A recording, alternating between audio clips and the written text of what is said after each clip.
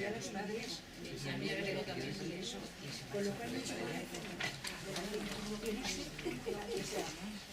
El prefijo, los prefijos, te da pie a entenderlo todo. Estuve en el grupo de... Tú viniste a hablar, has venido... Tú no estás en el grupo de novela histórica. Pues ya estás en el grupo, ya no quería. Buenas tardes. Gracias por su presencia, pese al puente que ha empezado. Y bueno, pues hoy nos toca estudiar. Un poquito más alto. Sí. Bueno. Si no abrir la puerta y cerrar la ventana, eso es súper. Así. Hace mucho calor. Ya No, por fin, no vamos a quejarnos del calor. Claro, además son los ruidos. Bueno, entonces, hoy hablamos del siglo XIX y centrándonos en el fenómeno más importante, que es el romanticismo. Por eso el título que he escogido, los dos romanticismos, exotismo y modernidad. Ustedes dirán los dos romanticismos, pues claro, el romanticismo español y el romanticismo francés, ya que se trata de miradas cruzadas. Sí, pero bueno, hay algo más. Ese algo más en realidad es que hay durante el siglo XIX dos romanticismos, en Francia, en España como en Francia. Claro, distintos, de trascendencia muy diferente, de manera que es interesante ver cómo se va a desarrollar el proceso de esos romanticismos entre el primer romanticismo, si fuéramos alemanes, hablaríamos de Frühromantik, o sea, romanticismo temprano, y un romanticismo que muy a menudo en las historias de la literatura se llama postromanticismo. Ahora bien, si se utiliza la palabra postromanticismo, significa que hay un antes y un después, pero significa también dónde está el verdadero romanticismo. La palabra postromanticismo significa que, en fin, que había antes. No se trata de un seminario en torno a la historia literaria, ni mucho menos. Pero, en fin, hay que, digamos, brujulear un poco entre fechas, datos y fenómenos. Por eso, primero, como siempre, me ha parecido bien poner una cronología que desde luego ustedes la conocen más o menos y más que menos. Los acontecimientos de Francia vienen en bastardía y bueno, pues como ustedes ven, se trata de un siglo cronológicamente desde 1808 hasta 1914. Ustedes dirán, pero bueno, en esa fecha, 1900, ¿dónde está el romanticismo? Está incluso en Francia.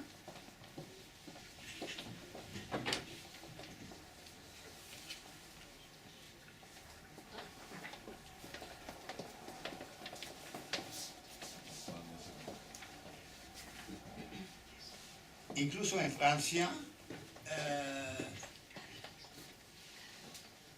se habla de postromanticismo, por ejemplo, para explicar una de las obras teatrales más famosas que tuvo, digamos, mayor éxito que todas las traducciones de Ibsen que invadían, decía la crítica francesa, las tablas de los teatros de París, nada menos que Cyrano de Bergerac. Cyrano de Bergerac, de Edmond Rostand, y también esa otra pieza de teatro de Rostand, Chantecler, cuyo personaje, cuyo protagonista es nada menos que un gallo que canta claro, Chantecler. Esto realmente es el posromanticismo. ¿Y por qué en Francia? Porque en realidad la muerte de Victor Hugo en 1885 despertó una nueva ola de romanticismo. En España sería atrevido llevar el paralelo. En España unos dicen no hubo romanticismo.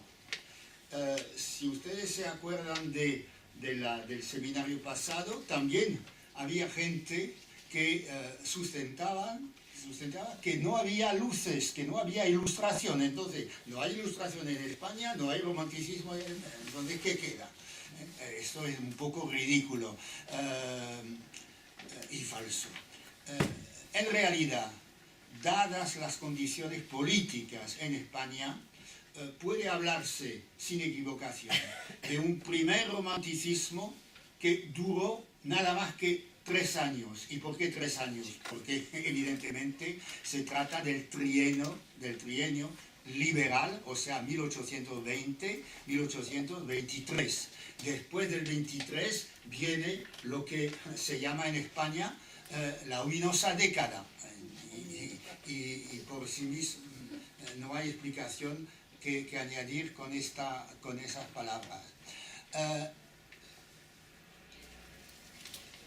O sea, 23, 33, muerte de Fernando VII,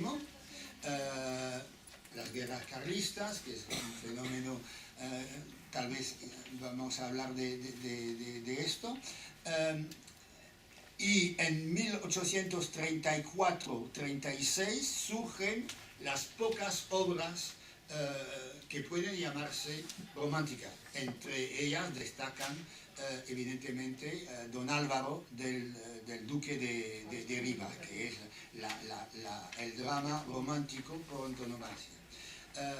Y cuando salen los primeros escritos de Becker con una influencia del romántico alemán Heine, que esto es un capítulo muy conocido, entonces la crítica pues llama este periodo de posromanticismo, con también obras teatrales como ven,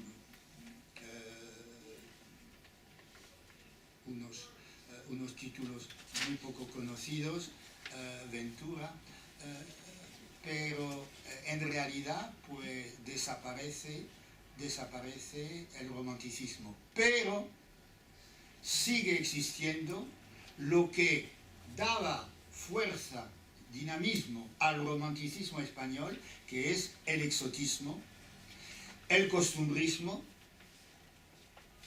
y parte del liberalismo a veces. Bueno, no vamos a hablar más de estos problemas. Claro que la vida política en España es bastante, me atrevo a decir, caótica durante el siglo XIX, por obvias razones. Las 3 guerras carlistas que asolaron el país, parte del país, el norte.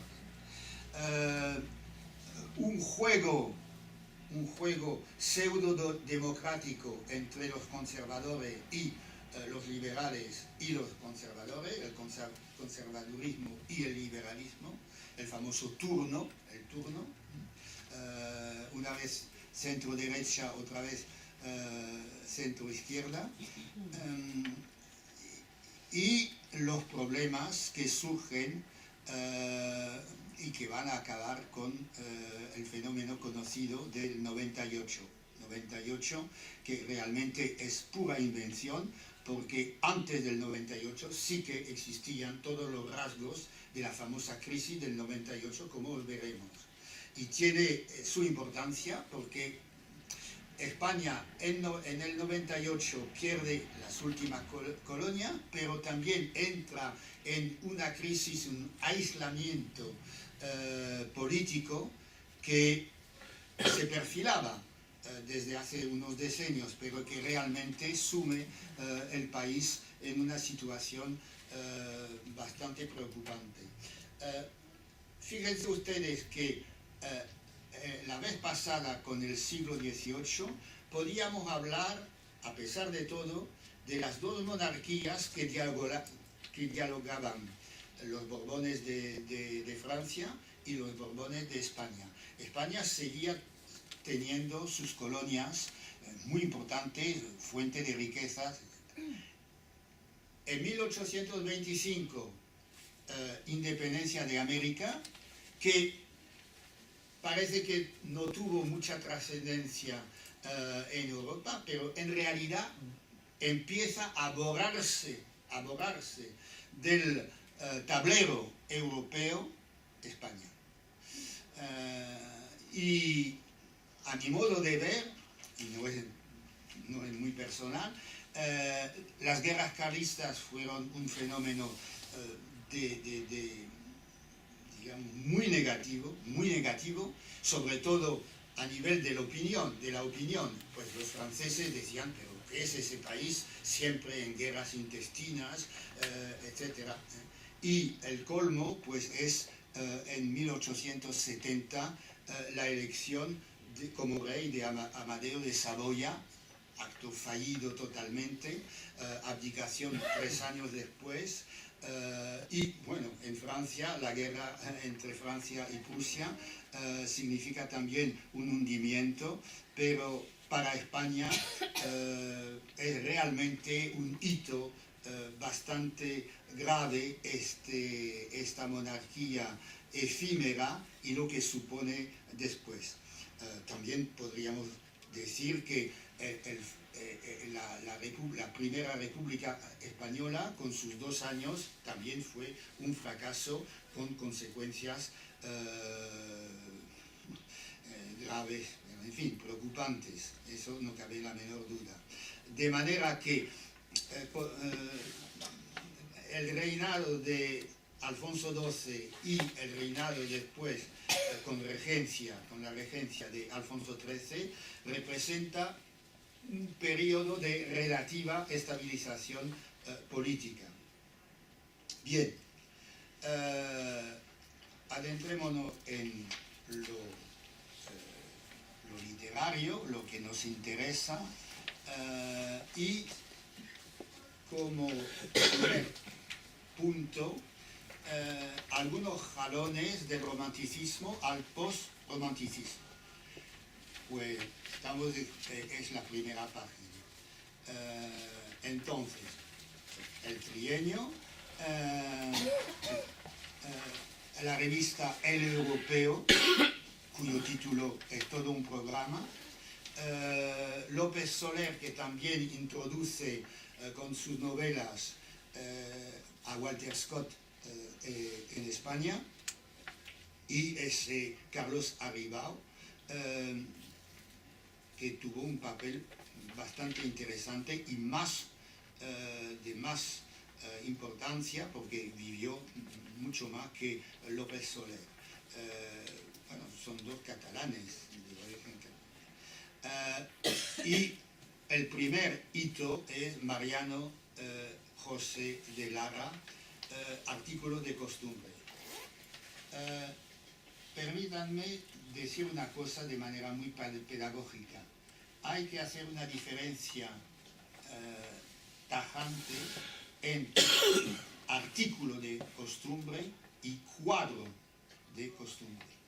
El artículo de costumbre, el padre, por decirlo así, es Lara, y representa una literatura moral, crítica, social, las costumbres en el sentido de que hay que reformar el modo de vivir de España. El cuadro de costumbres, como lo dice, representa una pintura muy complaciente con las costumbres. El padre de los cuadros de costumbre se llama Mesonero Romanos. Es un personaje un poco complejo, pero en fin, entre los dos pues es la diferencia de la ideología. Lara es el liberalismo y la abertura hacia Europa, y Mesonero Romanos es más bien la tendencia de centrarse en España y pintar España tal como debe ser pintada. Uno de los títulos más interesantes para nuestro propósito, pero también para la historia literaria, es Los españoles pintados por sí mismos. Una miscelánea que sale en 1843, evidentemente con diversos autores. Y los españoles pintados por sí mismos significa que los españoles no quieren dejarse pintar por pinceles extranjeros. Y cuando se dice pinceles extranjeros, pues se piensa un poquito en Inglaterra, pero muchísimo en Francia, como lo veremos. De manera que nuestro tema, en realidad, pues se engancha de este modo que el costumbrismo y el costumbrismo de raigambre mesonero romanos entronca con nuestra problemática, porque en realidad quien está presente en la mente de muchos autores es el papel deleznable de Francia, de los viajeros franceses que vienen a España maldiciendo sobre este país.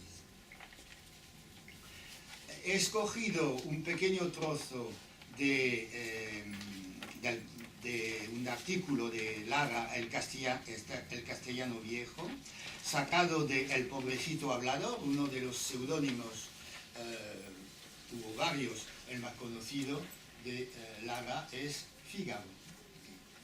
No será casual que haya escogido esto.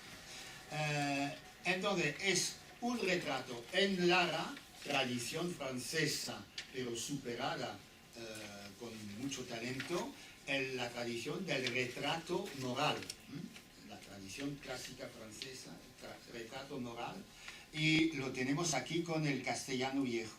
Es tal su patriotismo que dará todas las lindezas del extranjero por un dedo de su país. Esta ceguera le hace adoptar todas las responsabilidades de tan inconsiderado cariño, de paso que defiende que no hay vinos como los españoles, en lo cual bien puede tener razón, el humorismo de Lara que asoma muy a menudo. Defiende que no hay educación como la española, en lo cual bien pudiera no tenerla. Ahí está, los vinos, eso es fácil, pero el problema de la educación es mucho más complicado. A trueque de defender que el cielo de Madrid es purísimo, bueno, el refrán, defenderá que nuestras manolas son las más deliciosas de todas las mujeres. Es un hombre, en fin, que vive de exclusivas, y esto es una palabra muy importante bajo la pluma de Lara, porque Lara es un genio a quien le gustan los matices, un sentido moderado. No, tiene sus ideas, pero hay que matizar. Y claro que las exclusivas pues, es todo lo contrario. ¿A quién le sucede poco más o menos lo que a una parienta sucede? Lo que a una parienta mía, que se muere por la joroba solo porque tuvo un querido que llevaba una excrescencia bastante visible sobre entrambos omóplatos.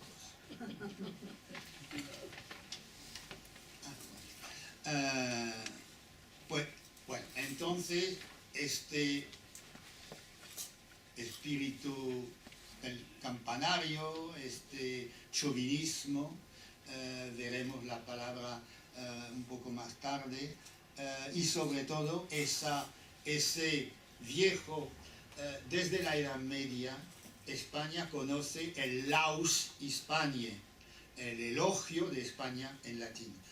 El laus Hispaniae es realmente unos textos en latín, en español de la Edad Media, que fijan de una vez por todas ese elogio, lo dice así, de la tierra de España, de la tierra de las riquezas, y no hay que compararlas con otros países. Bueno,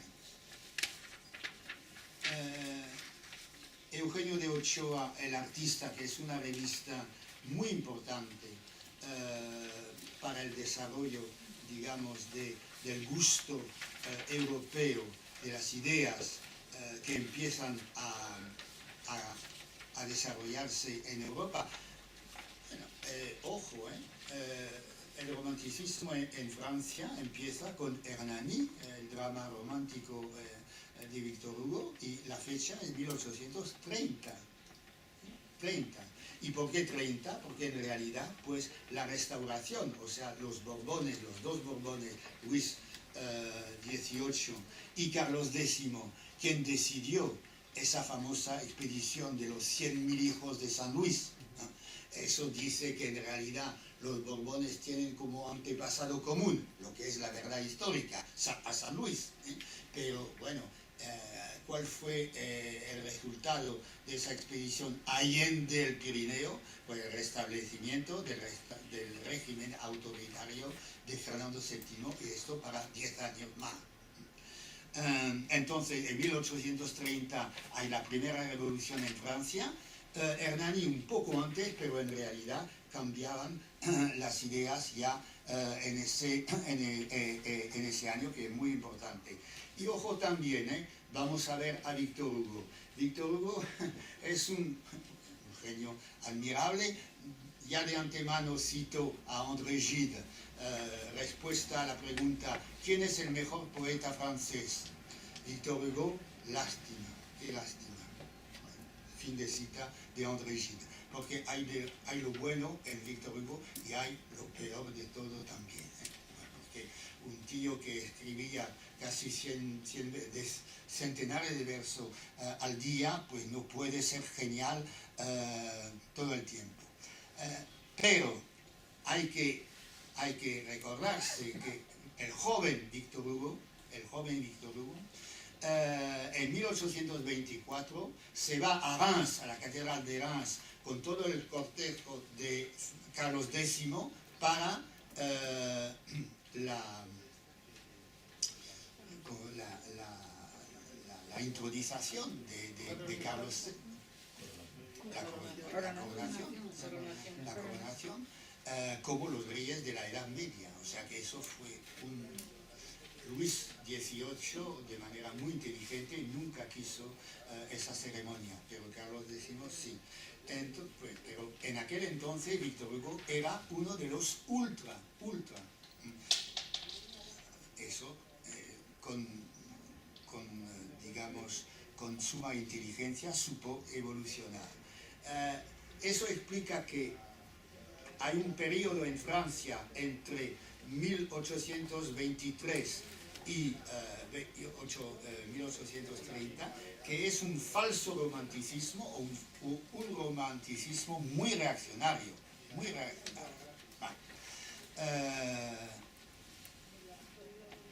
Manuel Bretón de los Herreros. ¿Por qué? Porque en uno de sus comedias, Dios los cría y ellos se juntan, hay una crítica de los matrimonios de doble nacionalidad, y en realidad esos matrimonios fracasan porque las costumbres son diferentes, de manera que un español o una española ha de casarse con un español, una española y nada más.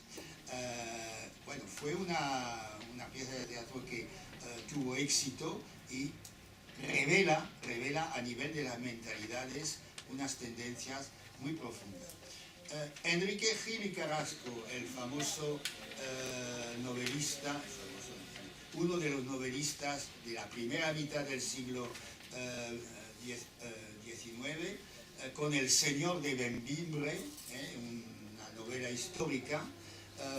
Vivió muy poco el Gil y Carrasco, pero es de mucho talento, y he escogido un texto que en realidad es entre el cuadro de costumbre y el artículo de costumbre.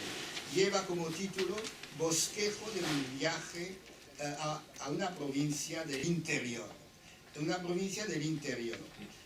Y precisamente esas provincias del interior están desconocidas por todo el mundo. Miren ustedes la primera cita que escojo. ¿Qué hacen de todas las provincias del interior? Unas 10 líneas después del texto, del comienzo. ¿Qué hacen de todas las provincias del interior y de su parte más occidental? O sea, lindante con Portugal, porque la novela de Gil y Carrasco se desarrolla en el Bierzo. ¿O no son para ellos España, Castilla la Vieja, Extremadura, el Reino de León y el de Galicia?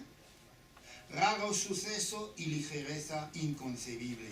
Olvidarse al tratar de una nación de los países que han sido cuna de su libertad y de su monarquía, y hablar de su espíritu, costumbres y creencias sin tener en cuenta la patria de Pelayo, de Jovellanos y de Feijó. C'est ainsi qu'on écrit l'histoire. Citación en francés para decir, ojo, no se debe escribir la historia de este modo, olvidando la mitad de la realidad. Y otra idea, un poco más abajo, por otra parte, acostumbrados al espectáculo de naciones ordenadas y compactas. A ver, ¿quiénes son esas naciones ordenadas y compactas? Seguro que Francia forma parte de esa categoría para Gil y Carrasco. Veamos. Ya por haber pasado encima de ellas el nivel revolucionario, ya por la energía y ciencia del gobierno que, extendiendo su acción con igualdad y prontitud, sabe asimilarse aún sus más discordes elementos, poco tiene de extraño que clasifiquen y juzguen por inducción al pueblo español sin comprender. Ahí está. No se comprende a España. Sin comprender los vivos y fuertes matices en que se reparte y degrada su nacionalidad. Hay una especificidad de la nación española. De las grandes comunidades europeas, tal vez la nuestra es la única que presenta el ejemplo de un conjunto formado sin la fusión de las revoluciones o de las conquistas. Maticemos, Conquistas, en fin, sí que hubo conquistas. Bueno, piensa en el famoso casamiento de Isabel con Fernando. Pues harto sabido es que los reinos en que antiguamente se dividía la península ibérica han venido a reunirse bajo la mano y gobierno de un solo monarca, más por enlaces y alianzas, pero también pasó lo mismo en Francia, porque, por ejemplo, Bretaña, pues el ducado de Bretaña era la obsesión de los reyes de Francia fines del siglo XV. ¿Quién se va a casar con la duquesa Ana? La duquesa que tiene los famosos zuecos de madera, la Duchesse Anne en sabot, la duquesa Ana, para rescatar el ducado de Bretaña. Se casó 2 veces con 2 reyes de Francia. Entonces, enlaces y alianzas que no por guerras y sumisiones forzadas. En eso consiste la poca eficacia de los vínculos. Esto es interesante. O sea que se realizó por medios de alianzas a nivel de príncipe, pero lo de los pueblos, ¿qué pasó? Y entonces eso explica la poca eficacia de los vínculos que atan los miembros de este cuerpo. En esto, las notables y profundas diferencias de sus provincias, que tan curiosas y dignas de observación, las hacen a los ojos del filósofo y del artista. Y entonces, pues, se asoma aquí la idea de España, nación de naciones. Eso es evidente. Bien, es un texto muy interesante, muy interesante. Y claro que aboga por el conocimiento real de la naturaleza, de las costumbres y de la historia de sendas comarcas, de sendas provincias de España, porque la historia de León no es la historia de Extremadura y de Galicia, etcétera, etcétera. De manera que es un texto que me parece muy bien pensado y muy importante. Y no es únicamente el autor de esta novela del Señor de Bembibre, un poco sentimental, lograda desde luego, pero hay que matizar. Antonio Alcalá Galiano lo vimos la vez pasada porque forma parte de los afrancesados, pero en el sentido cultural y no político, amigo del duque de Rivas, quien escribió el prólogo al Moro Expósito del duque de Rivas fue Alcalá Galiano, exiliado como su amigo el duque de Rivas en Inglaterra y en Francia, y precisamente autor de Historia de la Literatura Española, Francesa, Inglesa e Italiana. Ustedes lo entenderán muy bien que para un comparatista este título es fascinante y representa, no cabe la menor duda, una abertura hacia Europa, es evidente. Y llegamos al postromanticismo con Gustavo Adolfo Bécquer. He escogido dos textos de Bécquer. Primer texto, estamos en la página 4, el 2 de mayo en Madrid, pues casi un texto de actualidad, ¿verdad? La semana que viene. Y ese texto habría que leerlo detenidamente, cosa que no vamos a hacer, y ustedes lo leerán a gusto.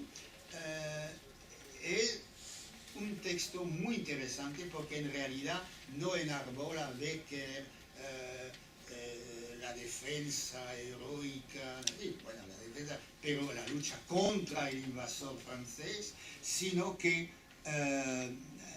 un acto patriótico, a raíz evidentemente de una invasión, pero me parece que la visión global del 2 de mayo no es algo como la revancha, para decirlo con una palabra casi que suena a francés, la revanche. Es un balance bastante matizado de este fenómeno.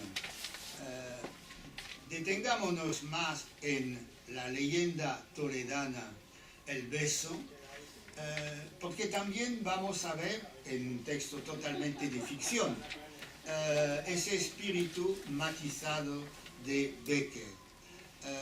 El beso, lo he cortado porque evidentemente era más largo, el beso en realidad estriba en ese tema muy popular de la estatua que habla o de la estatua que deambula, que camina, la estatua que se anima. Hay una novela corta de Mérimée muy conocida, La Vénus d'Ille, que representa precisamente durante el romanticismo ese tema de la estatua que va a vengarse de la ofensa que le hicieron. Aquí no pretendo que haya una influencia, porque son 2 o 3 decenios antes, pero es verdad que hay el mismo enredo. En realidad, los soldados un poco, digamos, emborrachados,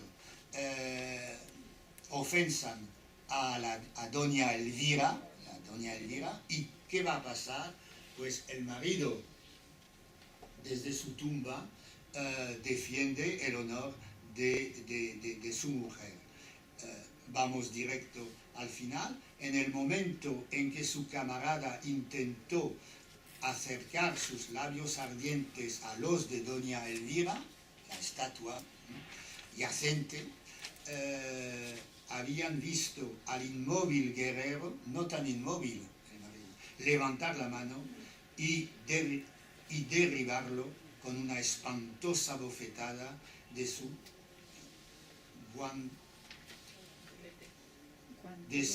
guantelete de piedra. Un detalle, cuando digo Becker, el sentido del matiz, de cierta moderación, y el pasado es el pasado. Miren ustedes, y vuelvo a la página 4, la segunda columna obviamente, donde hay el ajuste entre los dos trozos del texto. Entonces, estamos en Toledo, en la Puerta del Sol, ¿se puede ver? Y el ruidoso golpear de los cascos de sus corceles, los dragones franceses, que sacaban chispas de los pedernales, entraron en la ciudad hasta unos 100 dragones de aquellos altos, arrogantes y fornidos, de que todavía nos hablan con admiración nuestras abuelas. Bueno, entonces, los dragones franceses no son tan temibles como otros piensan, porque en realidad, pues, unas viejecitas, pero antes jóvenes, pues, entonces estaban un poco enternecidas, por decirlo así, frente a esos dragones. Pero bueno, el comienzo es muy claro. Cuando una parte del ejército francés se apoderó a principios de este siglo de la histórica Toledo, sus jefes, que no ignoraban el peligro a que se exponían en las poblaciones españolas, diseminándose en alojamientos separados, real peligro, comenzaron por habilitar para cuarteles los más grandes y mejores edificios de la ciudad. Entonces se trata evidentemente de un acto de ocupación con todas las consecuencias bien conocidas. Y como tenía un poco de espacio en esa página 4, pues aproveché el espacio para el comienzo de un texto que me hace gracia, Las gallinejas, que parece entre artículo de costumbre y cuadro de costumbre, pero miren ustedes el porqué de este pequeño trozo.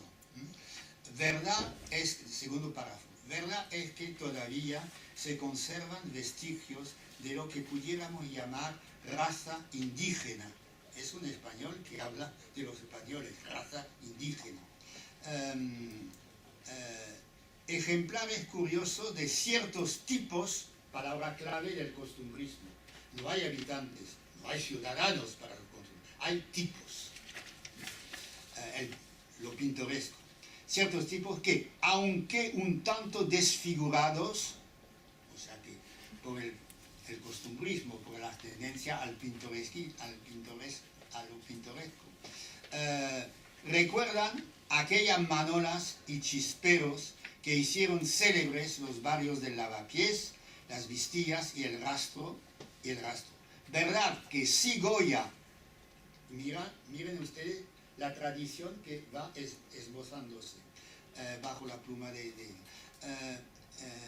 verdad que si Goya o Don Ramón de la Cruz, el pintor y la literatura, volvieran al mundo, aún podrían, guiados por mesoneros romanos, lo tenemos todo aquí, entre el laberinto de sus estrechas callejas de los barrios extremos, reconocer algunos de sus modelos. O sea, ya en el siglo XVIII aparece esa tradición que va a desarrollarse a lo largo del siglo XIX y bajo el magisterio de mesoneros romanos. Entonces, esto me parece muy interesante, en dos líneas nada más, como para configurar un problema literario bastante enrevesado.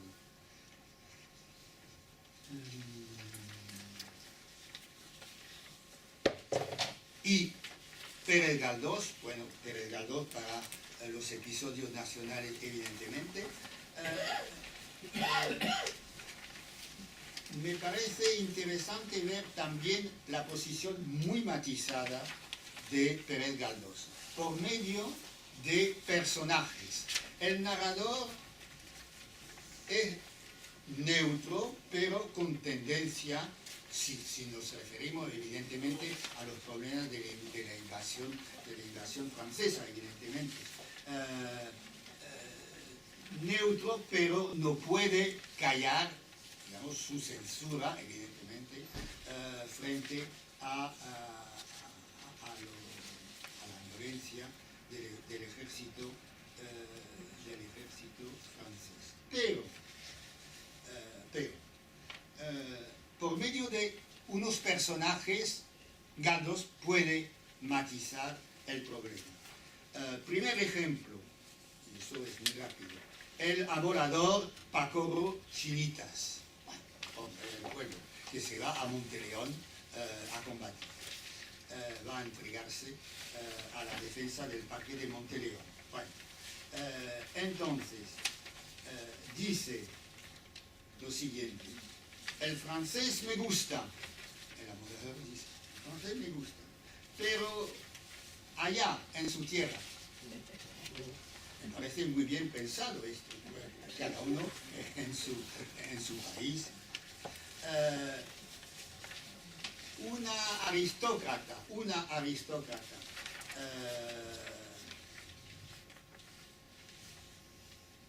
que se llama Amaranta, al comienzo del episodio La batalla de los Arapiles, se plantea el problema de José I, Pepe Botellas, un apodo que sobre esto habría mucho que decir.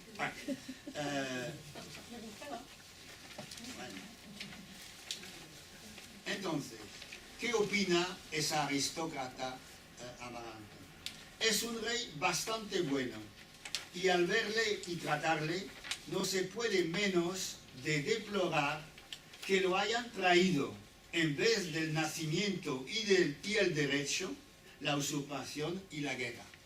Si fuera realmente legítimo, todo caería bien. Pero claro que ha llegado con el ejército de Napoleón, es el intruso, y entonces, pues, esto no cuadra. Pero bastante bueno, o sea que dentro del abanico de los soberanos, pues, ¿para qué? Y el prólogo, tercera cita, el prólogo de los episodios nacionales en 1885, dice que, entonces eso es el novelista que habla, evidentemente el prólogo, y dice, la demencia patriótica que nuestros vecinos llaman chauvinismo, es tan contraria a mi manera de sentir que me tengo por libre de tal enfermedad,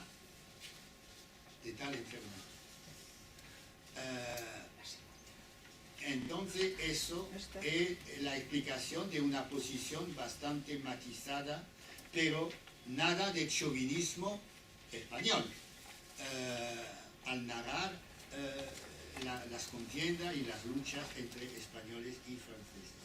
Nada de chauvinismo. Y es interesante que rescate la palabra francesa para un nacionalismo rancio. Chauvinismo realmente no es nacionalismo, sino nacionalismo rancio. Y llegamos al tercer punto, que a mi modo de ver es casi el más interesante en sí mismo y para ustedes y en el contexto español. Primero, les propongo esa noción que intenté acuñar, cada loco con su tema, de exotismo interior.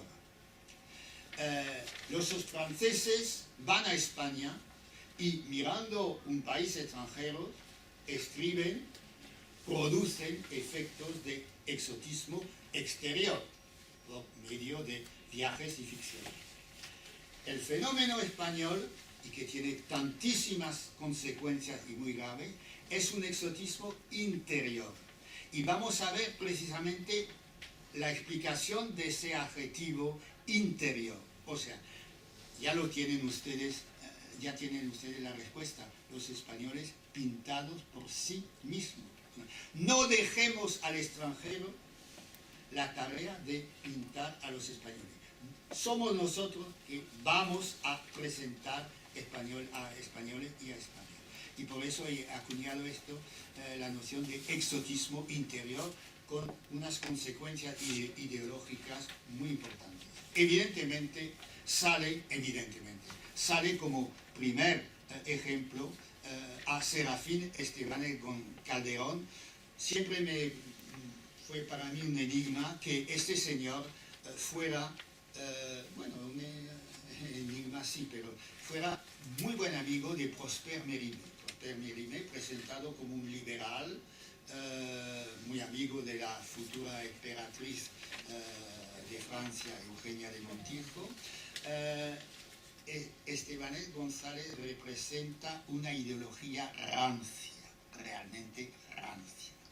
No hay nada que sacar de sus escenas andaluzas. Hay la comicidad, la gracia, pero en realidad es una ideología totalmente de chauvinismo, por lo tanto andaluz, porque se trata de escenas andaluzas. Entonces, he escogido dos ejemplos, dos muestras de las escenas andaluzas. Primero, el bolero, y segundo, la feria de Mairena. No se trata de algo violento. En España se escribió cosas terribles, pero la coyuntura histórica lo explicaba todo. Estoy pensando, por ejemplo, en Antonio de Capmany, Centinela contra los franceses, 1813. Los franceses son unos demonios y no hay nada que esperar de ellos, etcétera, etcétera. Eso se explica hasta cierto punto. Serafín Estebanez Calderón es también es algo que parece que no va a adentrarse mucho en problemas, pero en realidad lo interesante es que está dividida la realidad entre dos bandos: los españoles que tienen que hablar de España y los extranjeros. Bueno, primer ejemplo, ¿de dónde viene el bolero? Entonces hay un interlocutor que evidentemente está totalmente inferiorizado por el narrador, que va a explicar, que intenta explicar que el bolero pues viene de los árabes. ¿Por qué? Porque Chateaubriand ha dicho esto. Chateaubriand, el ilustre escritor del Abencerraje, dice la nota, se refiere a Chateaubriand. Chateaubriand, que abogó por la expedición de los 100.000 hijos de San Luis, evidentemente. Y entonces dice, el ilustre escritor del Abencerraje no tiene obligación de saber el origen de un baile español, mas para que nosotros hablemos de nuestras costumbres, de nuestra literatura, es preciso revolver más libros que el L'Arpe y los viajes por España. Entonces viene una nota, me hace gracia, una nota diciendo: debe tratarse de una revista francesa en la que eran frecuentes las alusiones a España. Pues no, señor.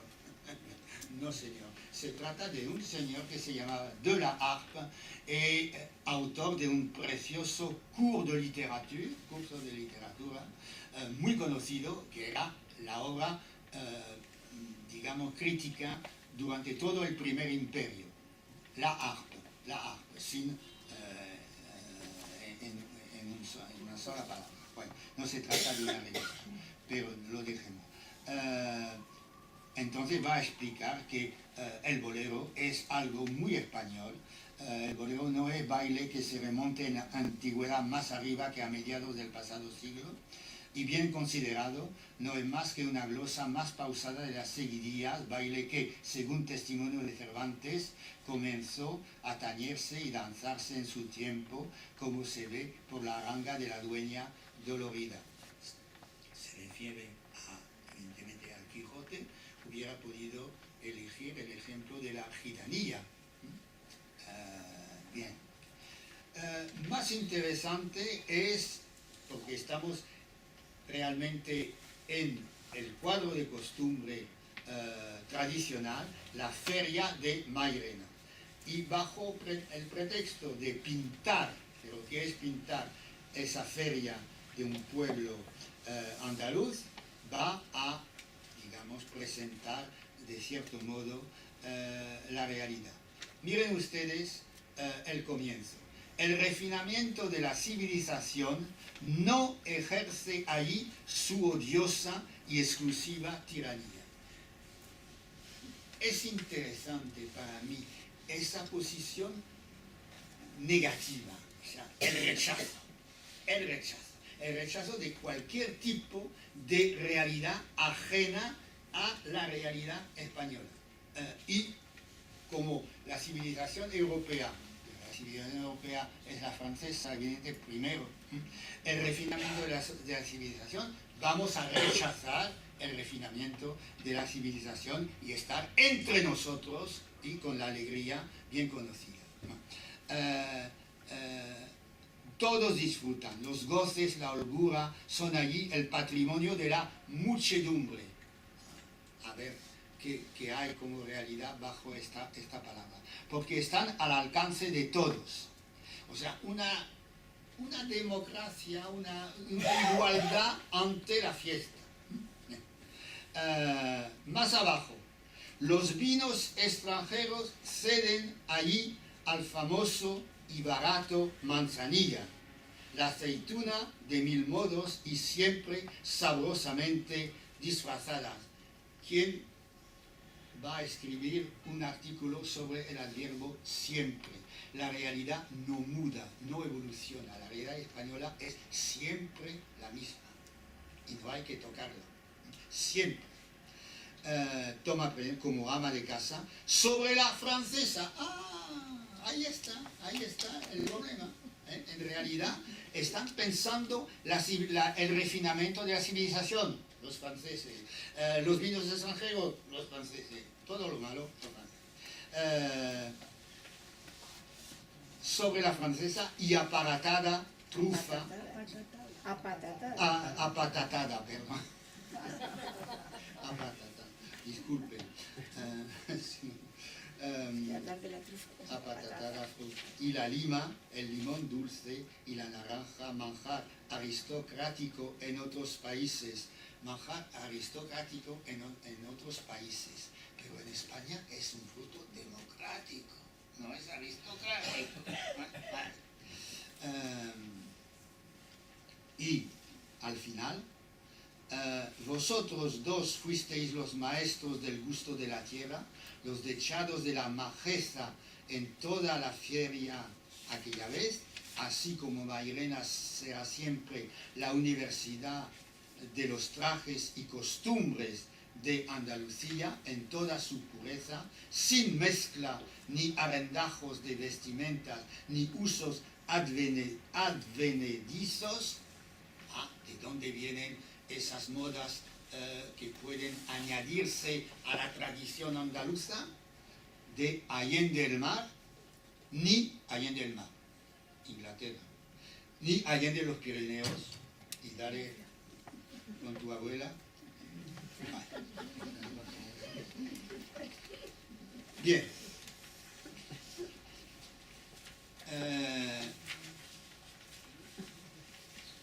Pues hablemos un poco de mesoneros romanos, porque mesoneros romanos, bueno, para mí es interesante mesoneros romanos, voy a decir por qué.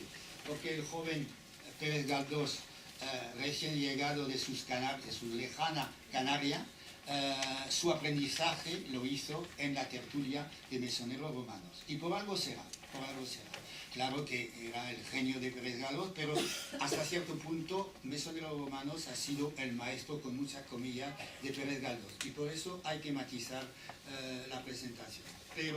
Y también matizar la presentación porque en realidad Mesoneros Romanos, el maestro del costumbrismo, el cuadro de hizo un viaje a Francia. Y, en fin, tuvo que pintar la realidad que veía, y la realidad que veía, pues entonces es interesante ver cómo salen los juicios de su pluma. Primero, hay que viajar. Eso es interesante. Comienza el relato de viaje a Francia porque los españoles no viajan. Y eso es una copla ya bien conocida y tiene razón. Y entonces, pues... Los conquistadores, por favor. Bueno, pero no son el viaje de turismo, los conquistadores. Disculpen. No, son expediciones. No, el viaje es la iniciativa individual, porque si es colectiva se llama turismo. Y es cosa del siglo XIX. Antes el viaje era individual. ¿Y quién era el viajero por antonomasia? Los ingleses, que durante 3 años hacían lo que se llamaba en inglés le Grand Tour. Le Grand Tour, palabra francés, de donde viene turismo, el tour. Y entonces los acomodados jóvenes ingleses hacían Francia hasta Italia, pasando un poco por España. Y eso duraba 2 o 3 años. Eso era le Grand Tour. Y eso era el viaje individual y el viaje de aprendizaje. Entonces, por ejemplo, Mesoneros Romanos es muy sensible ante el paisaje de Francia. Eso me parece interesante porque sabe captar esa diferencia enorme que hay entre el paisaje que deja al salir de Madrid, la meseta central, y el paisaje francés, evidentemente. Y dice, la hermosa vegetación de la campiña, no puede decir el campo es español, la campiña es francesa, por la riqueza de sus pueblos, caseríos y antiguos châteaux, en francés, no dice castillo, porque castillo se remite a los castillos de Castilla la Vieja. Château es Château de Loire, evidentemente. Antes hablaba de Burdeos, su inmenso teatro, siglo XVIII, sus enormes casas para deslumbrar al forastero. Pues deslumbrar al forastero no sé, conozco bastante Burdeos, son muy ufanos de su ciudad, pero deslumbrar al forastero no lo pienso. Bueno, en fin, tal lo mismo. Las ciudades francesas, en general, adolecen generalmente de falta de poesía, tal vez de demasiada uniformidad, pero en cambio, por su belleza y simétrica construcción, su aseo y limpieza proporcionan mayores medios al habitante para disfrutar holgadamente de los goces de la civilización. Entonces, hay un sentido de lo que llamaríamos el confort. Son ciudades donde hay una idea del confort para los habitantes. Claro que para el forastero que visita así muy rápidamente carece de lo pintoresco, la demasiada uniformidad, la simetría, la simétrica construcción. Pero bueno, es interesante. Ahora bien, última cita, los franceses. El interés egoísta es la base principal del carácter de este pueblo. A mí me interesa porque en realidad cuando leo a Mesoneros Romanos hablando de los franceses, estoy pensando en los franceses que hablan de los ingleses. Es algo pasmoso, es algo pasmoso. El inglés egoísta. Se abrazan con el trabajo y ahogan el vuelo de la fantasía y los tiernos impulsos del corazón. El comercio, el dinero, el trabajo y nada más. Bueno, entonces pasamos a Fernán Caballero. Bueno, Fernán Caballero, con esa novela con esa novela La Gaviota empieza la novelística en el siglo XIX en España. Bueno, sería muy interesante explayarse un poco sobre este texto, que primero ha sido redactado en francés, traducido por un amigo de Fernán Caballero que se llamaba Bol de Faber, hija de un alemán, cónsul en Cádiz.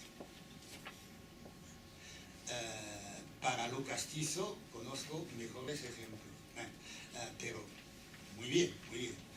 Entonces, la gaviota, pues un enredo que la gaviota cuando sale aprovecha a Carmen de Merino, la mujer fatal, la que baila, y aprovecha también otros textos de un romántico francés menor, Charles Nodier, Inés de las Sierras, que se sitúa en Cataluña, que es una novela preciosa, una novela corta preciosa, una de las pocas en que realmente la mujer que baila tiene su encanto, mucho más interesante que los estereotipos de Mérimée. Bueno, entonces, y como la gaviota está saltando de piedra en piedra, la mujer se ha llamado el apodo de la gaviota. Pero lo que nos interesa, por obvias razones de tiempo, es el prólogo y sobre todo este párrafo que en realidad pues traza la línea general de la tendencia de la literatura española a lo largo de la segunda mitad del siglo XIX. En cuanto a nosotros, nos parece en gran manera preferible al tono de amarga y picante ironía tan común actualmente en la sociedad extranjera y de que se sirven muchos creyendo indicar con ella una gran superioridad cuando lo que generalmente indica es una gran dosis de necedad y no poca de insolencia. Bueno, esto para los extranjeros que que enjuician la realidad española. Los extranjeros se burlan de nosotros. Habría que reflexionar sobre de burlarse. Es un poco más complicado, pero no tengan. Tengan, pues, a bien perdonarnos el benigno ensayo de la ley del talión, a que les sometemos en los tipos de ellos que en esta novela pintamos, refiriendo la pura verdad. Entonces, respuesta tan dura como la que presentan los extranjeros y los viajeros, vamos a burlarnos de los extranjeros. Hay un inglés, un francés y un alemán en la novela, y sería largo estudio apuntar los retratos de esos tres personajes, etc. Bueno, yo lo hice, evidentemente, y ver que en realidad nace esa táctica de decir la ley del talión, o sea, decir defender a España contra los ataques de los viajeros extranjeros. Todas las que componen la sociedad, prestar al pintor de costumbre cada cual su rango característico, etcétera, etcétera. Protestamos, pues, contra aquel aserto que tendría no solo el inconveniente de constituirnos en un escritor atrevido e indiscreto, sino también el de hacer desconfiados para con nosotros en el trato, hasta nosotros propios amigos. Y si lo primero está tan lejos de nuestro ánimo, con lo segundo no podría conformarse nunca nuestro corazón. Entonces, moderación, pero una pintura del extranjero, tal como el extranjero pinta a España.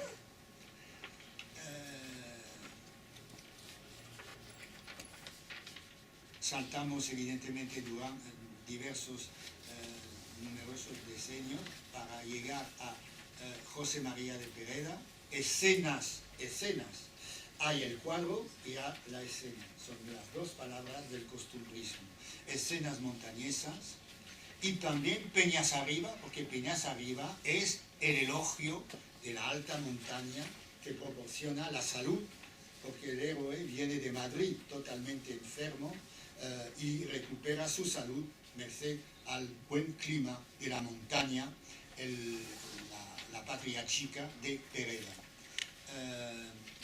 Pedro Antonio de Alarcón, el sombrero de tres picos es Andalucía de pandereta un poco, pero también artículos de costumbres escritos por Alarcón, poco conocido, pero interesante. Y llegamos a lo que es lo más interesante en cuanto a mí, porque por la fecha 1915, Alejandro Pérez Lujín, La Casa de la Troya. La Casa de la Troya es la novela de Galicia y la novela de Santiago de Compostela. Yo he trabajado esta novela a fondo con la edición de 1995. Y esa edición del 95 era la 99ª edición. Por algo será. Impresionante. 99. Es uno de los exitazos de la novelística española. Claro, habrá pasado de moda, pero... entonces, ¿de qué se trata?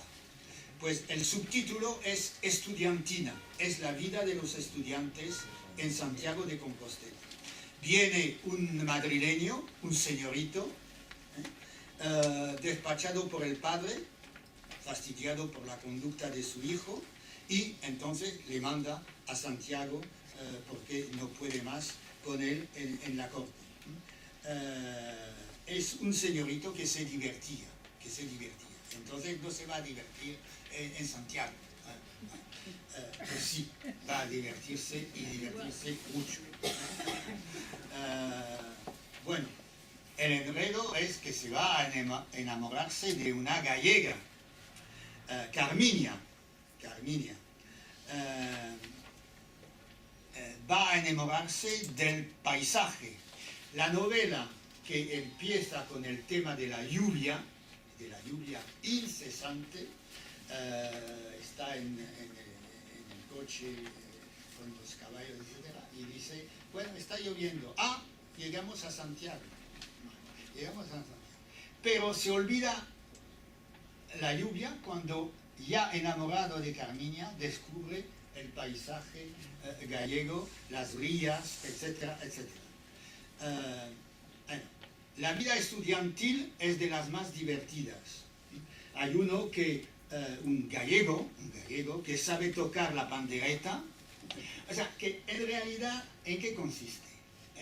La genialidad de Pérez Lujín, y lo digo no en broma, es aplicar la técnica de Andalucía a Galicia. Eso hay que hacerlo. La música andaluza, la guitarra, bueno, no, la pandereta. Y por eso el estudiante es panderetólogo, o sea que es un especialista de la pandereta. Hay esos hallazgos bajo la pluma de Pérez Lujín. Una galería de tipos gallegos impresionante y muy divertido. El camarero, Rafaelinho, de profusa y multicolores patillas, comparado con Sherlock Holmes. Siempre la manera de provocar al público algo que le interesa. El bedel de la universidad, el catedrático totalmente sumido en sus clases y en su pseudociencia. El dueño de una dulcería, cuando no están en los bares, en las tascas de Santiago hay la dulcería, y se llama Don Hilarión, y Don Hilarión evidentemente está derechamente sacado de la verbena de la Paloma. Hay un Don Hilarión. El cura le gusta la buena comida, un clérigo que yo llamo rabelesiano, porque bueno, está siempre comiendo, y está a la espera de los entierros, de los servicios de los funerales, para comer a su gusto. Bueno, pasamos sobre el tema de la lluvia. Y entonces ustedes dirán, pero ¿a qué viene eso de Galicia, divertido, etcétera, con nuestro tema? Bueno, primera respuesta la tenemos de parte de un estudiante. Evidentemente ese estudiante se ha atizado un poco de Rivero, de vino de Rivero, un poco más de vino, y entonces pues ese estudiante está gritando. ¿Qué está gritando? Pues está gritando abajo el extranjero. ¿Dónde está esto? Disculpen.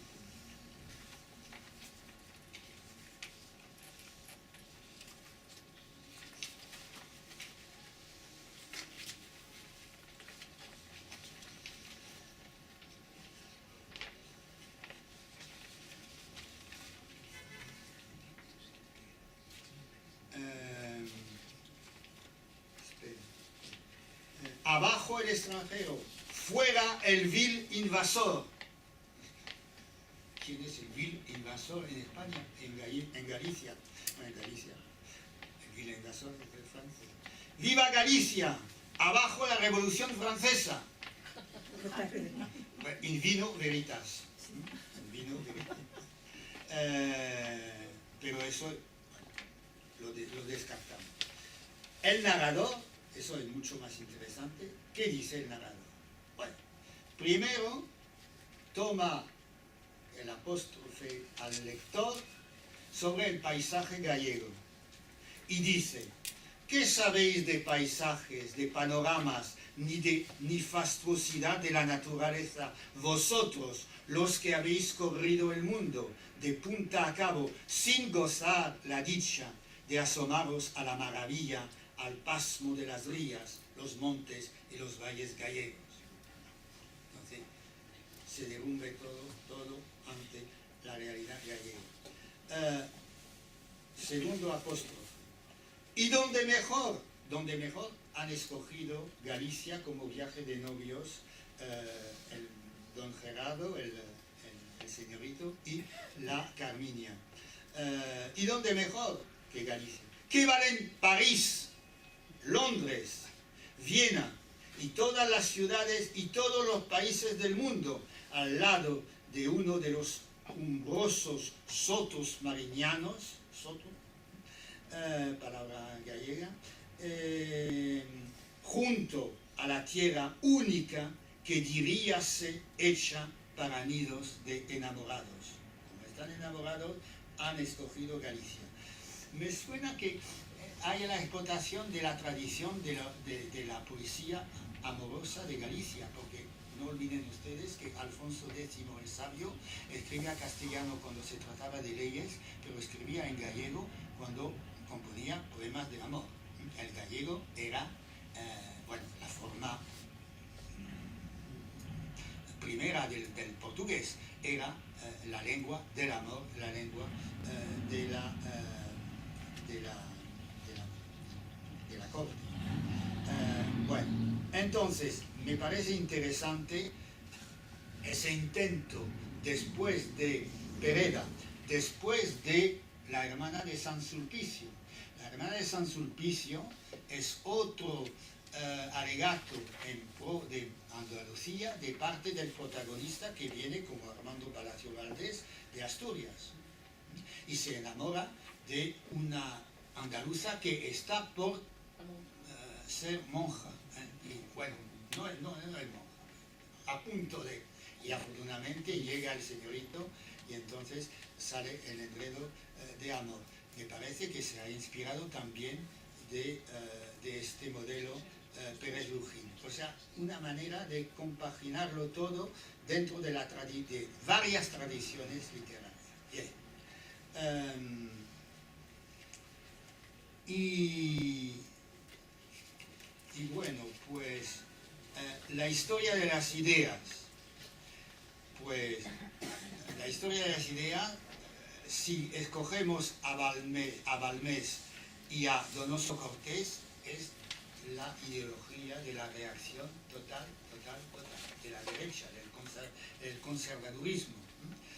Ensayo sobre el catolicismo de Donoso Cortés, el protestantismo comparado con otras religiones es una respuesta de Balmés a Guizot, el ministro de Luis Felipe I, que escribió una historia del protestantismo, porque él era protestante. Y evidentemente el protestantismo es el modelo del comercio, el modelo del libre albedrío, etcétera, etcétera, frente al fanatismo católico. He puesto a Giner de Orio como el único ejemplo que estará rescatado a comienzos del siglo XX como ideología liberal y sobre todo la influencia a nivel de la instrucción, de la enseñanza, y culmina este párrafo con Menéndez Pelayo y francamente hay que leer algunos trozos de la historia de los heterodoxos de Menéndez Pelayo. Yo sigo un admirador de Menéndez Pelayo en cuanto a la erudición. Me he valido, como otros muchos, de los trabajos de Menéndez Pelayo, sobre todo los heterodoxos, que es una idea interesante, pero a ver cómo va a tratar la materia Menéndez Pelayo. Bueno, voy nada más que escoger algunos ejemplos. Habla de Montaigne. Pues Montaigne, en son de defender a Raimundo Sabundo, el famoso artículo de Montaigne sobre el escepticismo de Raimundo de Sabundo, y pruebas de la religión revelada y hasta de la natural. Entonces, ataque de la religión en nombre de la religión natural. Bueno, esto un poco severo. Habla de Le Neveu de Rameau, esa deliciosa novela de Diderot. Verdadero bric-à-brac, conoce la palabra francesa, donde todas las ideas se mezclan y confunden como en el tumulto y agitación de pláticas de sobremesa. Una novela admirada por Goethe, se ha dicho de paso. La famosa, dice, la famosa enciclopedia, Diderot y Lalande. Hoy, de nadie consultada y memorable solo a título de fecha histórica, antigua. El viento de Francia se nos había calado hasta los huesos. No seguíamos siendo españoles. La influencia francesa calado hasta los huesos. Los libros franceses, en general, insano alimento de nuestra juventud universitaria, tras de difundir un sentimentalismo de mala ley, Rousseau, enfermizo y pedestre, nos traían todo género de utopías sociales,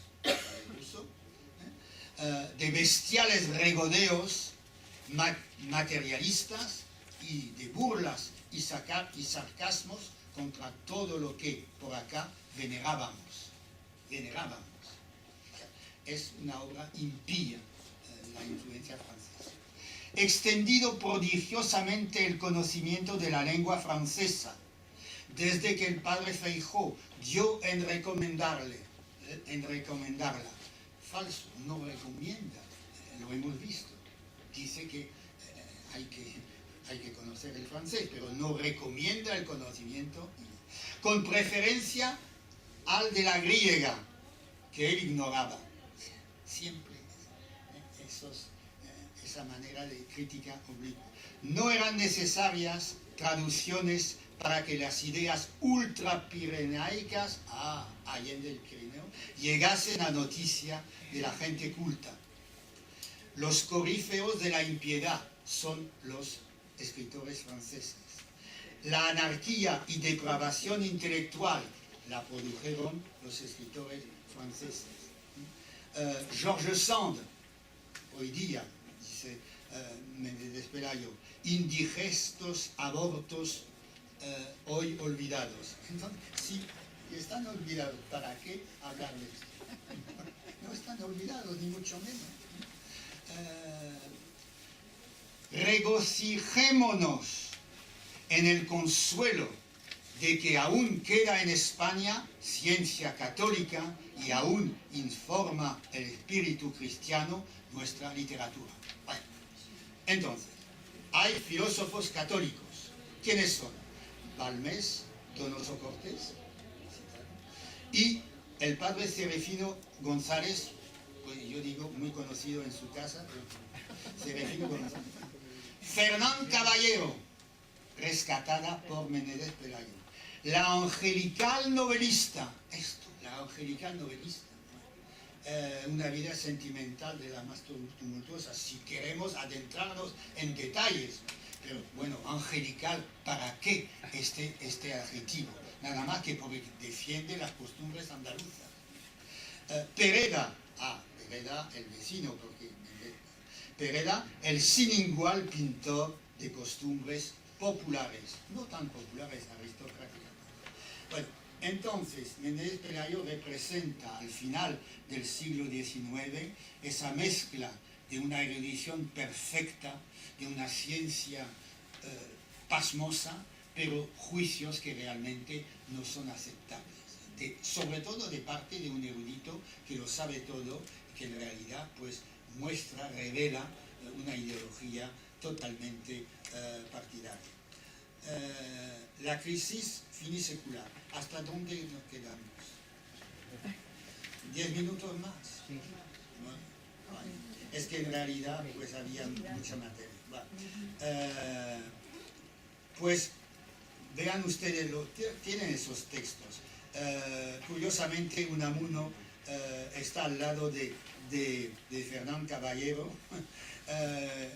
Arbitrariedades. Unos artículos sacados de la España Moderna, una revista muy interesante y liberal, en la que Unamuno publica en torno al casticismo. En torno al casticismo, 1895 es realmente el diagnóstico de la famosa crisis del 98.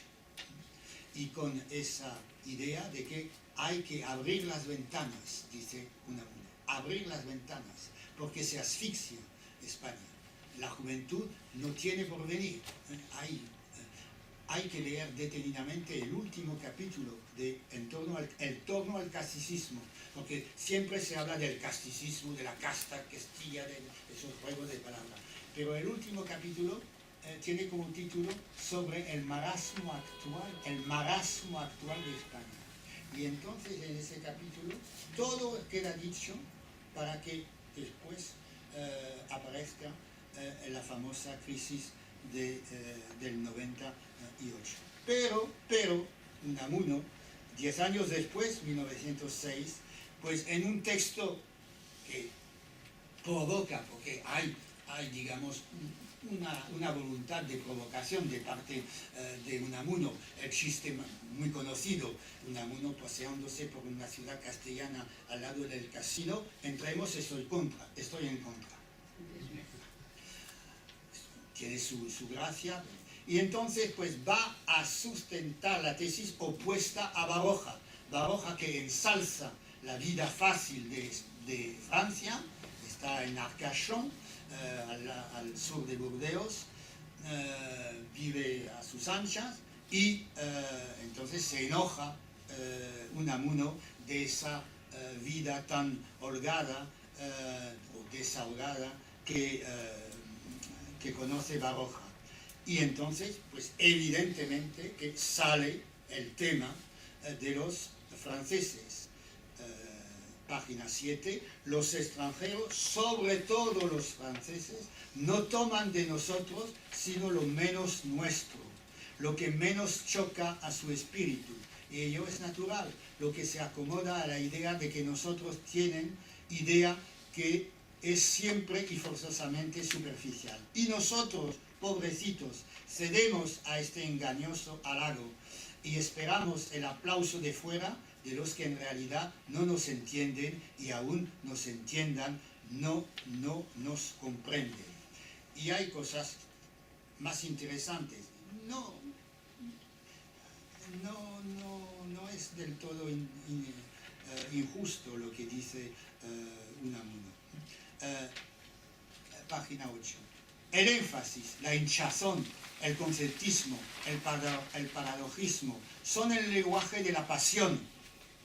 Y en cambio, nada menos natural para nosotros los españoles por lo menos, que eso que llaman naturel los franceses. Sí, lo naturel es algo que también me pone de los nervios, porque naturel es algo que entre huyendo ambos excesos y el naturel en realidad, ¿qué es?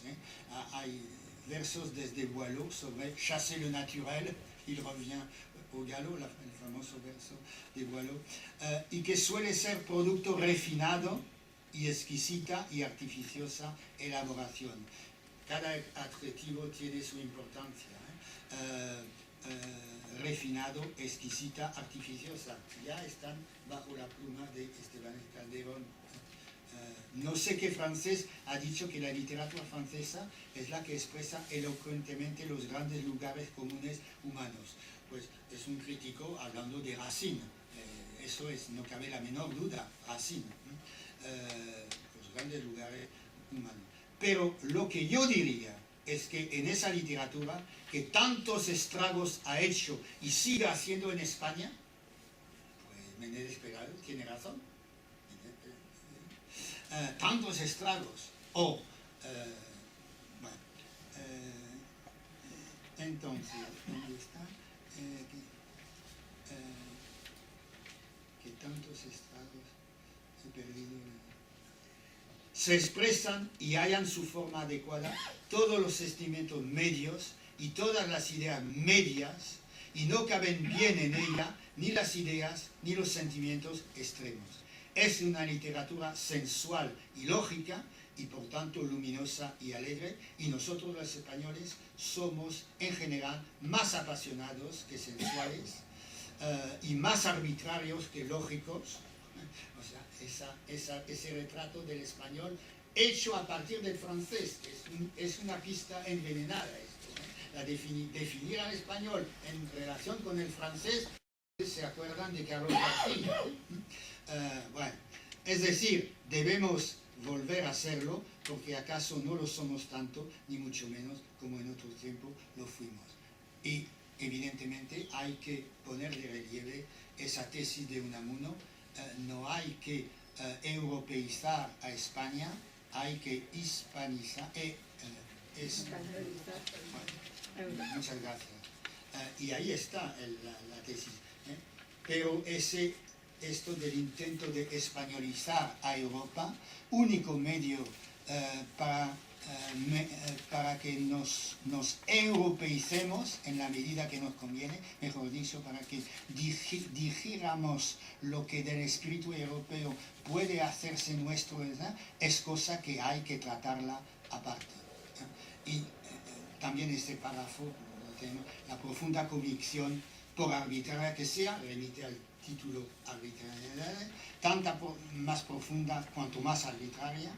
Tengo la profunda convicción de que la verdadera y honda europeización de España, es decir, nuestra digestión interesante, de aquella parte de espíritu europeo que pueda hacerse espíritu nuestro, no empezará hasta que no tratemos de imponernos en el orden espiritual de Europa, de hacerles tragar lo nuestro, trágala, tragar lo nuestro, lo genuinamente nuestro, Entonces, bueno, San Juan de la Cruz, genuinamente, sí, pero hay otras cosas. En fin, ¿qué es lo genuinamente nuestro? Eso, cada palabra tiene su veneno y su problematización, ¿no? Y españolizar bien.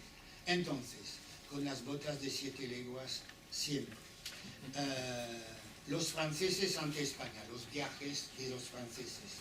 He escogido nada más, y como si lo supiera de antemano, a este grabado, un texto bastante regular de Davilliers, El voyage en España, pero con los grabados de Gustave Doré, el insigne ilustrador del Quijote y de la Divina Comedia de Dante. Gustave Doré sí que es un genio romántico francés. Pero miren ustedes esos dos grabados, los ciegos y la navaja. Imagínense ustedes los franceses, los burgueses franceses que por acaso están leyendo El viaje a España, a ver si van a viajar con la señora y las hijas, como el señor Perichon, y van a encontrar a esos tipos en España, algo totalmente espantoso. Esos franceses de sombrero de copa, de levita negra, etc. Frente a él. Bueno, esto es la raíz de Spain is different. España es diferente.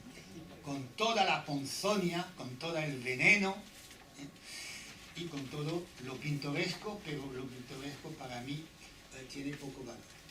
Es interesante, pero ojo con esos dibujos. Ojo con esos dibujos. La navaja es espantosa.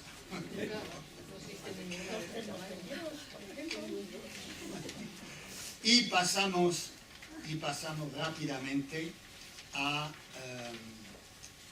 los textos franceses, que los que conocen el francés podrán disfrutar.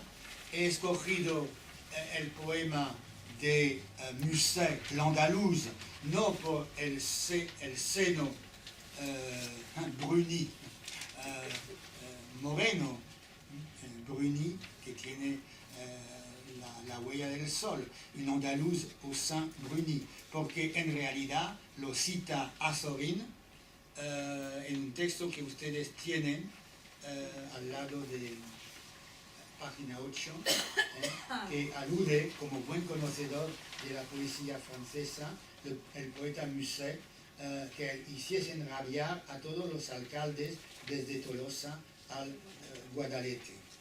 Y lo interesante es que Azorín, que después de la ruta de Don Quijote se va a Andalucía, escribiendo 5 artículos cuyo título es La Andalucía Trágica, donde muestra el problema económico y social de Andalucía, diciendo: los burgueses tienen miedo del pueblo. Cito expressis verbis a Azorín. Pero en realidad no hay que tener miedo del pueblo. El pueblo sencillamente tiene hambre. Punto. Es la cita de Azorín. Son unos textos preciosos que derrumban toda la Andalucía de pandereta desde la gaviota. Y entonces, en el tren camino de Andalucía, piensa Azorín, como buen conocedor de la literatura francesa, a Musset y a la andaluza. Pero, en realidad, el Guadalete mencionado por Musset se vuelve el Guadalete de la derrota de Don Rodrigo y la invasión de España. Y ese cambio muy logrado en el último artículo de Azorín es algo que a mí me parece muy interesante.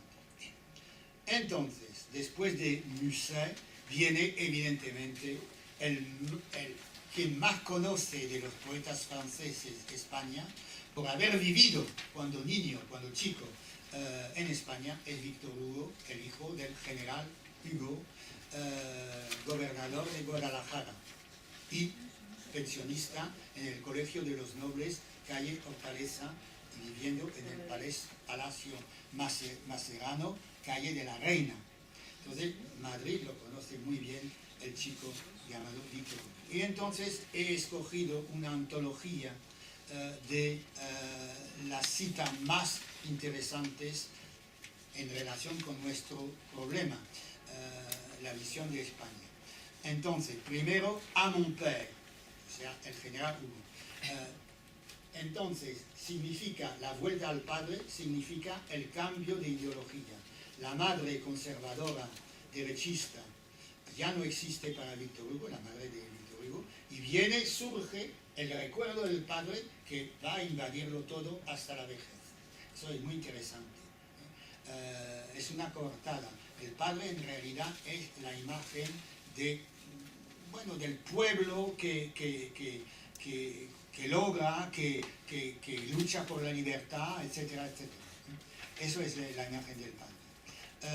Pero, a pesar de todo, la guerra de España, ojo, es los 100.000 ojos de sangre. Feuille d'automne, porque en realidad hay ese verso famosísimo, Castilla, Aragón, mes España, el posesivo España mía, que es muy interesante. Después viene evidentemente algunos trozos de este larguísimo parlamento de Ruy Blas, el famoso drama de Víctor Hugo con Hernani, donde Ruy Blas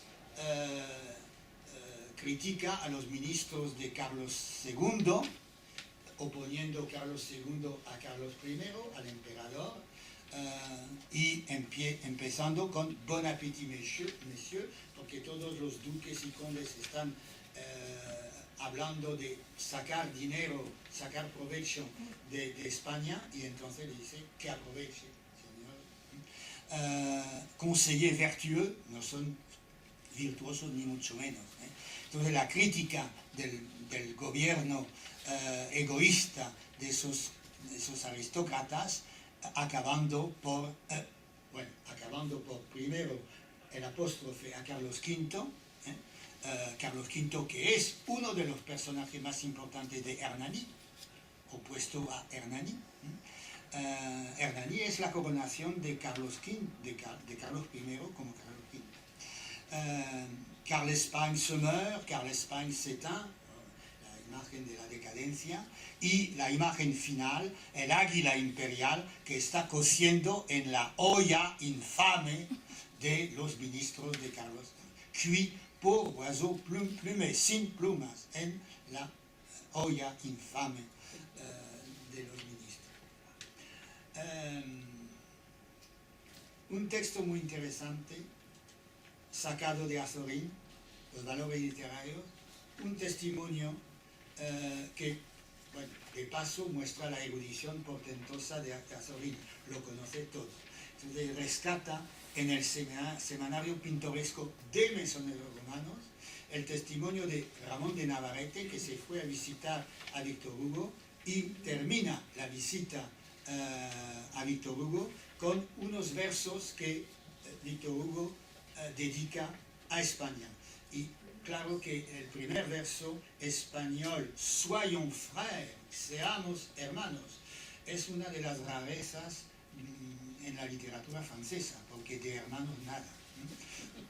No enemigos, pero en fin, bueno, diferente. El primo, pero hermanos no.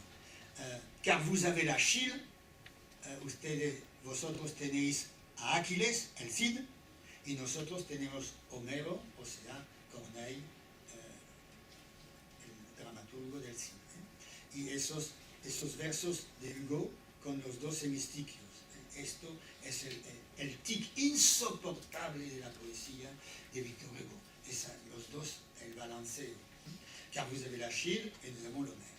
Esto, cuando uno cuando ya ha captado esto, pues lo hace a cada 2 por 3. Un ejemplo de La Légende des siècles, que es una obra portentosa, evidentemente. Pero miren ustedes la recreación totalmente loca, no hay otra palabra, de Victor Hugo con el Cid. Quand le Cid fut entré dans le Generalife, el Cid se va al Generalife, no se va a Valencia, se va al Generalife. Hay la oposición entre los árabes y el caballero. Il a droit au but, mata al califa, el negro califa Orgul, ahí odiado de sus súbditos. Y entonces lo visita un extranjero árabe que ve al Cid como si fuera un campesino limpiando el caballo, y el Cid le contesta: pero bueno, Sheikh, o sea, el jefe, estoy en casa de mi padre, entonces puedo actuar a mi modo. Y evidentemente, La Rose de l'Infante, o sea, ese poema en torno a la invencible armada. La rosa que se deshace son los navíos de Felipe II en el estanque. Pero claro, elle est toute petite, une dueña Lagarde, ustedes españoles inscritos de la belga raza, pues ese poema suena a Rubén Darío. La princesa está triste, ¿qué tendrá la princesa? Es el famoso poema de Rubén Darío en homenaje a Victor Hugo. El último ejemplo, Les Quatre Vents de l'Esprit, es como unos destellos del recuerdo. Infancia, Madrid, campaña, cuando nuestro padre nos dejó, y en el sol, España. Es algo muy moderno, como algunos destellos del recuerdo. Y para aprovechar lo que quedaba de espacio, el último ejemplo, digamos, de la epopeya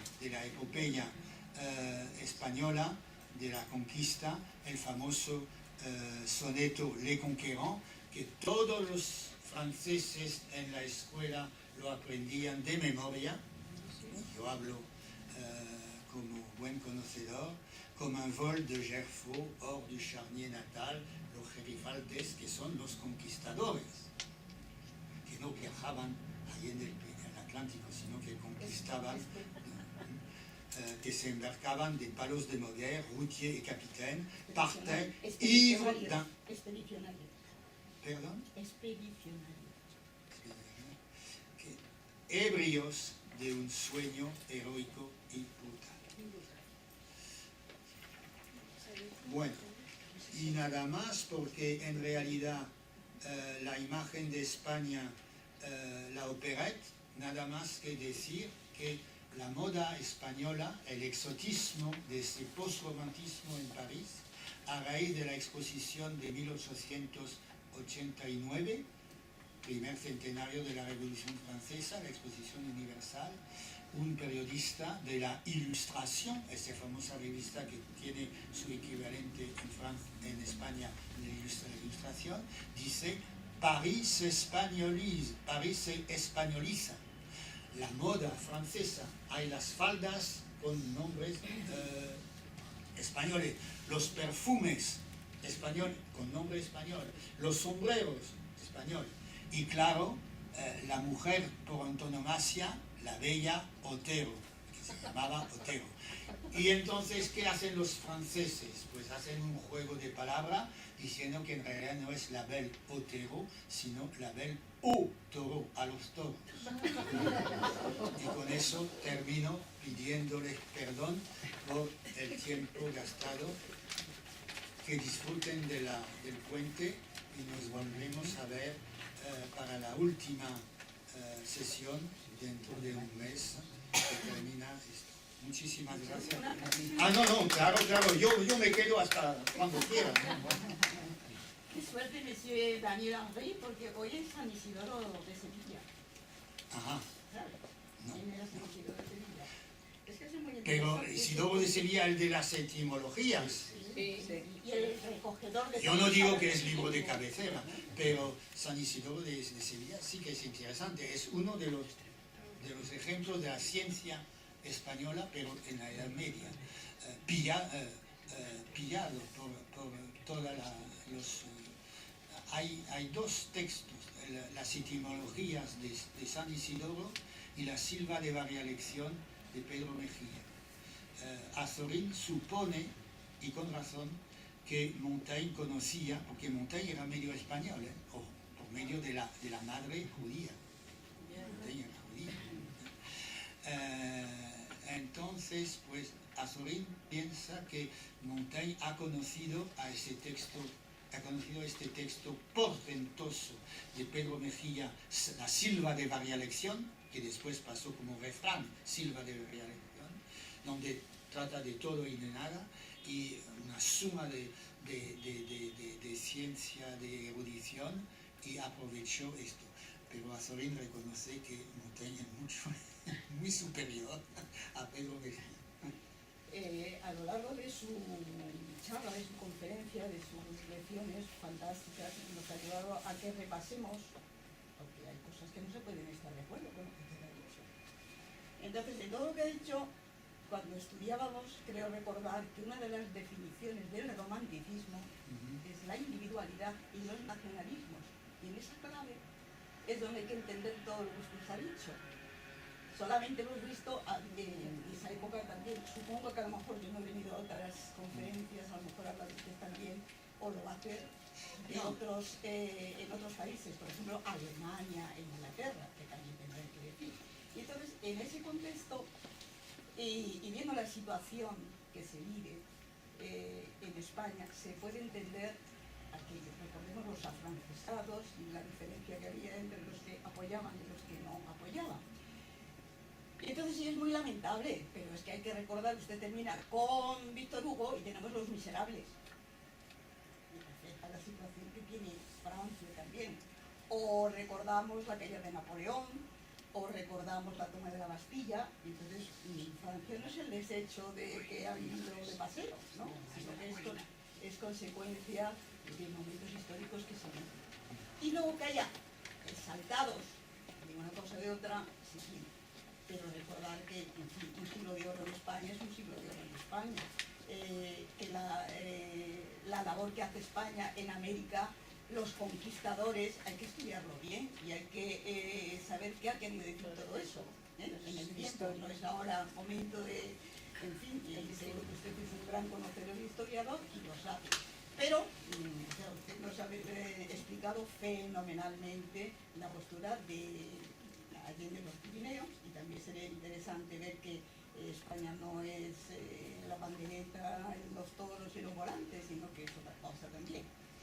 Y entonces que a ver los hilos y a ver las ailas. Entonces, en fin, yo tendría que decir esto porque en algún momento me he sentido un poco indignada de que no se reconozca, sino que ha sido ¿sabes? Bueno, entonces, no sé si hay alguien que tenga un sentir igual o no, pero en fin, me permite usted que yo le exprese mi sentir, ¿no? Que sí, que además es que los españoles, como somos muy cañitas, pues de lo que tenemos, si le damos el palo, mejor, ¿no? Entonces, no, pero bueno, hay muchísimas cosas en lo que usted dice y para mí es muy interesante, lo digo con entera sinceridad. Lo del individualismo y nacionalismo sí que son rasgos del romanticismo, hay otros. Pero ojo, el nacionalismo, por ejemplo, en los países de Europa del Este, que levantan el yugo o bien de Alemania, de Austria, perdón, o bien de Rusia. Son movimientos, ¿cómo diría yo?, de nacionalismo abierto. Los románticos polacos, Mickiewicz, se fueron a Francia, hasta el Colegio de Francia, para defender a Polonia. Hay ese famoso grito que hasta en el 68 se decía, cuando todavía quedaba la cultura tradicional en Francia. Vive la Pologne, monsieur. O sea que frente a la política autoritaria se recordaba el grito de los franceses, vive la Pologne. Bueno, entonces me parece que el romanticismo tiene rasgos, ¿cómo diría yo?, de liberalismo, cosa que es casi ignorada en España. Ahora bien, lo de la pandereta, señora, pues yo no lo invento, son los españoles mismos que aducen ese ejemplo, porque están hartos de oír la pandereta de parte de los extranjeros y quieren utilizar la pandereta como instrumento propio. Sí. En cuanto a la conquista, pues usted verá el próximo seminario la posición muy original y muy interesante de Azorín, que comparto yo, de la conquista. El famoso discurso de la Real Academia en 1924, cuando Azorín, terminando y olvidando todas las críticas que cuando anarquista era, dice, pero bueno, no se puede tachar a España de bancarrota, la decadencia, y aduce el ejemplo de Hispanoamérica diciendo, cuando una banca invierte en otros territorios, no se puede decir que es bancarrota, sino inversión y positiva. Entonces valora la conquista Azorín, ese discurso de la Real Academia, como una manera de, digamos, de extender la civilización, lo que fue hispánica, a Hispanoamérica, civilización española a Hispanoamérica. De cualquier modo, yo he escogido algunos textos. Francamente, bueno, podemos discutir de esto el último seminario, porque en realidad será el balance. No se trata de ofender a nadie, se trata de ver exactamente lo que se decía. Y yo, en cuanto a mí, y esto puede ser mi última respuesta, me parece que la respuesta española para defender España o la hispanidad es una respuesta bastante, en fin, discutible, porque en realidad se presenta como, pero se explica, como una defensa ante unas acusaciones. Entonces hay que borrar la acusación y decir, bueno, veamos la historia. Mientras que ese juego de miradas, ese ley del tallón, ¿usted cree que cuando la angelical Fernán Caballero, palabra de Menéndez Pérez, eso no me lo puedo tragar, la angelical novelista, dice la ley del tallón, es realmente una base para una discusión, un diálogo? De quien lo escribe, pero no tiene por qué representar lo que es. Yo puedo decir que soy Claudia Schiffer y evidentemente yo no soy Claudia Schiffer, ¿no? Entonces le quiero decir... Pero yo entiendo la ley del talión, claro, porque en aquel momento Fernán Caballero es la portavoz, no digo otra cosa, la portavoz de una opinión que está harta de oír críticas y...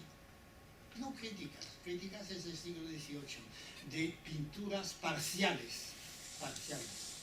Eso es parcial, eso es lo malo. Es tan malo como la feria de Mairena del Esteban, que escoge los vinos, que etcétera, etcétera. Todo lo que es parcial, pintoresco, delimitado, escogido, hay que ser muy